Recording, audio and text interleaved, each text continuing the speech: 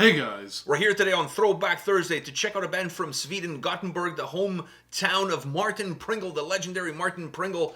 And the name of the band is Dimension Zero. The name of the song is Through the Virgin Sky. Did we give the Patrono a shout out? No, we haven't. Okay, so this Patrono right here asks us to check out Dimension Zero. And anytime you ask us to check out a band from Gothenburg, home city of Martin Pringle, you know I'm here. Yeah. You know I'm here. There's always a chance that I find out that Martin Pringle was the guy who mixed the album or something. Or he's in the band. Or on his time off, he drove them around. I don't know. Like, fuck, the guy had a lot of time. Even when he was not retired, he had a lot of time. What a legendary footballer. I gotta show you a highlight package. It's only gonna take like 3 seconds. I'll show it to you after It this will video. be the intro, like a picture of him with like some... Signing with Benfica, holding the jersey up? Yeah, and then it'll be him like signing with the club right after. Oh, I thought you were gonna say him getting injured and then being stretched out. Oh, that. That's also a highlight, because that perhaps gave an opportunity to a much better striker. But anyways, we're not here to shit on the great Martin Pringle, even though we just did a little bit. So Dimension Zero, Through the Virgin Sky. Are you ready for this? Yeah. All right, let's check this out.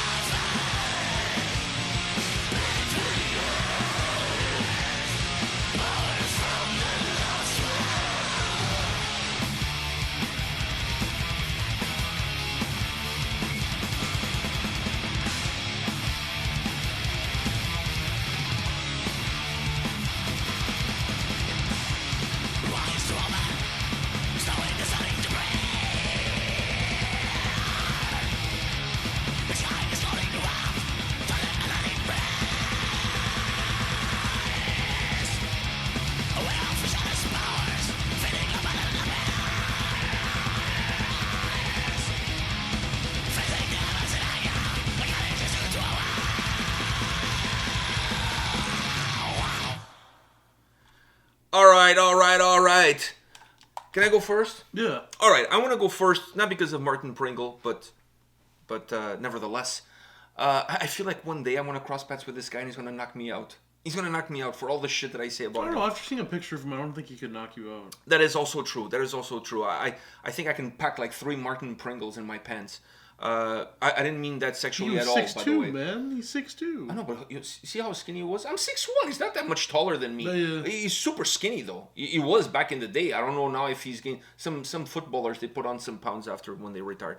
But anyways, I'm getting sidetracked. When the song started, first of all, being a Throwback Thursday from Sweden, from Gothenburg, from a band from Gothenburg, there was some positive things coming in. Yeah. All right, so I was a little bit, before I even checked who they were, I was on the fence. I was a little bit of a Humpty Dumpty on the fence, and I wasn't really sure about this. I thought this might be one of those duds on a Throwback Thursday. I wasn't sure. But then when I checked Gothenburg, melodic death metal, thrash, that kind of stuff, I was like, oh, all right, there's some potential here. Then when the song starts, I was like, wow, this sounds more like black metal than melodic death metal. I was like, what? It actually reminded me of... Did somebody light at me? Exercise in Futility. Exercise in Futility. Oh, okay. I was like, all right. That's what it reminded me of. Yeah, it kind of started off feeling a little bit like something like that, Yeah, but right? not just that, also having that guitar, not as long, obviously, but having that guitar and drum combo that song has, that it's such a distinct sound that it gets you hooked in. It doesn't matter how many times they play it, you're so entertained. And it's the same in that song. In this song, there's that point where they have... Yeah, exactly. It's such a... And the vocals match it too, right? Yeah, but even when it's by itself, it's such a unique pair. It's such a unique sound. But it works so well. I didn't care how many times it got repeated. I loved it. Just like that other song, Yeah. So when the song started, I'm like, oh, okay, this feels a little bit more black metal than what I was sold on. Not that I didn't like it, but it just kind of threw me for a loop a little bit there at the beginning. I was expecting some like super melodic intro, whatever, something along those lines. Then when the song gets going, I was like, holy shit, this is my jam. I've said this a million times. Whenever I hear a chunky guitar riff and with a distortion, and it becomes like it gains volume, it becomes a little bit chunky. And this song, outside of that rhythm that it had, outside of that, sometimes it got just like straight up chunky with a guitar riff, but fast and chunky. That's my shit. When I hear that, I'm all in. Yeah. I love that shit. I just love it. And the song had plenty of that. So I was like, fuck. This is... I had expectations. Then my expectations got lowered. And then when I started listening to the song and getting into it, my expectations got surpassed. And as I'm listening to this song, I really enjoy this track. I really, really enjoy this track. But as I'm listening to this song, I'm starting to think that did everybody, this is a question for our viewers, specifically for our Swedish viewers, did everybody in Gothenburg back in the day have the same sound? Because with a different singer, and if I don't know exactly what I'm listening to, I'm thinking this is In Flames, some old school In Flames track. Oh, no. You didn't get the In Flames vibe? A little bit, but not like that much to like if you put a different singer, I'm thinking In Flames. No. Oh, it had a lot of In Flames in it. In my opinion, it did. Like old school In Flames, a lot. The rawness the rawness of the guitars. We've done a lot of old school In Flames, but I couldn't like even if you put a different singer, I probably still would have thought it wasn't In Flames. I don't know, man. I would have never thought this was In Flames. I felt that there was a huge In Flames vibe. There was a vibe, but it wasn't that much of a vibe that would take this completely from. I don't know, man. Listening to this song. And considering how many Throwback Thursdays In Flames we've done, I'm starting to once again. This question is really for you guys to answer, not for me to answer, because I'm not from Gothenburg, and to be honest with you, I was not really into the Gothenburg scene when it was exploding in its heyday. No, unfortunately I wasn't. Unfortunately, I was listening to Manowar at that time. This is just the reality. You're wasting your time. I was Hail and Kill at that time. I was really big on Joe DeMaio. So, what can I say? That's where I was. I apologize, but that's where I was. So, I want to hear from you guys. I just feel like these bands that came up in that same time frame, the music at that time frame was very similar from... you can say whatever, but there's similarities there. And I think it has to be with whatever the influence was at that time. Maybe somebody At the Gates or In Flames, somebody did the right thing they broke through in terms of popularity, and then all the other bands that were like right behind them at that same time started to like, oh, maybe if we do that sound, it kind of becomes the like the Gothenburg sound. Let's emulate that sound. But with our own little spin, this is the way. with our own little fingerprint on it. I don't know, but I'm starting to think that that's probably what happened during that time period. This to me has that vibe. Maybe you play this to me, and I'm not gonna say that it's In Flames, but I'm gonna tell you they're from Sweden. Definitely, yeah. Like I'm not gonna tell you they're from Florida. That's 100%. It just had that vibe to me, and the question that I have, it's the same could be said even for Finland. When you look at Finland and you look at that early melodic death metal push, when you look at bands like Norther and Children of Bodom, they had a lot of other bands that were behind them that weren't exactly that sound, but had a little bit of that sound. Then moved into that sound. Moved fully into that sound. Because so they knew it was becoming big. It was becoming big.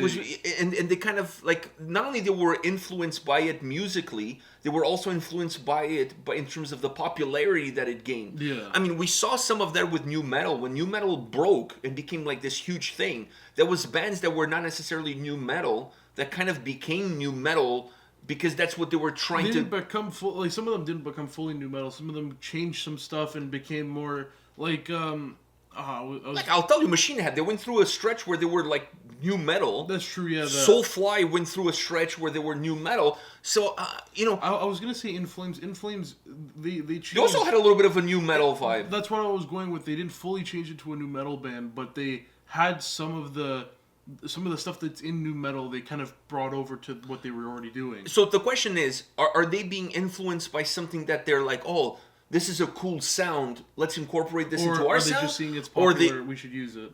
In order for them to stay afloat, in order for them to stay relevant. But in this case, we're not talking about nu metal, we're talking about this Swedish Gothenburg sound. What was it? Like give us a little bit of a history lesson here. Like, what was it?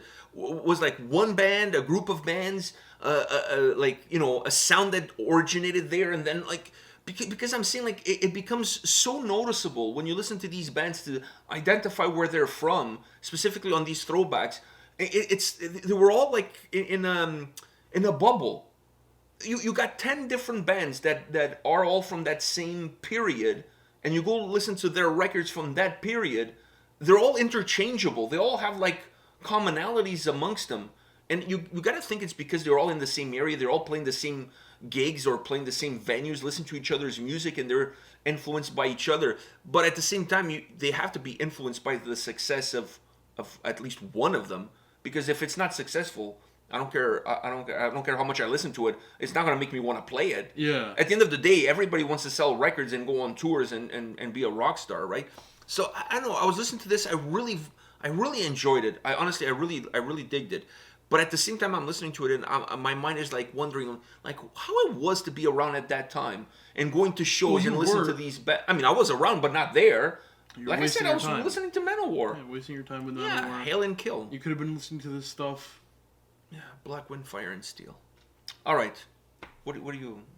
I already know. For you, it's not In Flames, but okay. For me, it's not In Flames, but I really enjoyed myself. I really enjoyed myself with this song. And it always just comes back to that riff. I can listen to it over and over again with those amazing fast drums in the background, and I can just go for hours listening to it. Doesn't matter if there's vocals peeking in or anything. It's just so entertaining to listen to. I agree. And even though it repeats itself a lot, it doesn't become boring or stale. It doesn't become repetitive. No, it doesn't even feel... though it technically is repetitive. It is repetitive, but it doesn't become stale. Yeah. I'm with you. What did you think about the vocals? Oh, perfect. I mean, the whole sound is very raw, so you're getting... Very raw. The vocals sounded, even if they were polished, they would feel raw. But then you're just adding the whole like effect of it being an old song to it, which makes it even more raw. And I think it goes really well having not the deepest vocals for the song, because the song needs to have some thinner harshness to keep up with the pace. Yeah, I think if you start adding volume to the vocals, it slows down. It slows down the song. It slows down the song, and you want something that's like as driven, as much pushing forward as the song itself. Yeah. And I felt the vocals did that. That part, those parts in the song where he goes ta ta ta ta ta ta ta, like sound wise, but the vocals are doing the same thing. Like they're spitting like the lines like ta ta ta ta.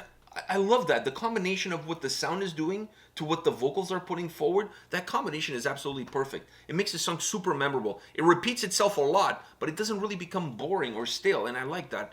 Wow, this was a really cool surprise. I must say, I had serious doubts about Dimension Zero. I've never heard of this band before. So on that note, this was a good Throwback Thursday. And this is the last Throwback Thursday of 2021. There will be more in 2022. Maybe we should start 2022 with an In Flames. Maybe. Since we mentioned that. Start off on a good...